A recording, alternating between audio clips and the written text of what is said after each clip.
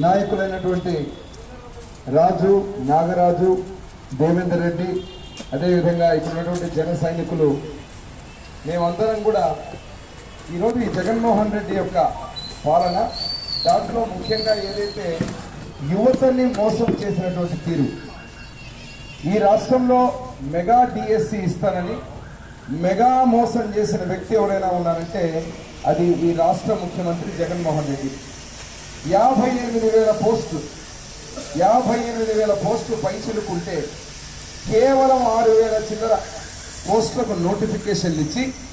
కంటి తుడుపు చర్యగా ఈరోజు ఎన్నికల ముందు డ్రామా మొదలుపెట్టి యువతని మోసం చేసిన ఘనత ఈ వైసీపీ ప్రభుత్వానికి దక్కింది. మరి మేము అడుగుతున్నాం సూటిగా ఈ ప్రభుత్వాన్ని ఇక్కడ అడిగేటువంటి ప్రశ్న ఏమంటే, మీరు యువత కోసం ఈరోజు రాష్ట్రంలో ఏం చేస్తున్నారంటే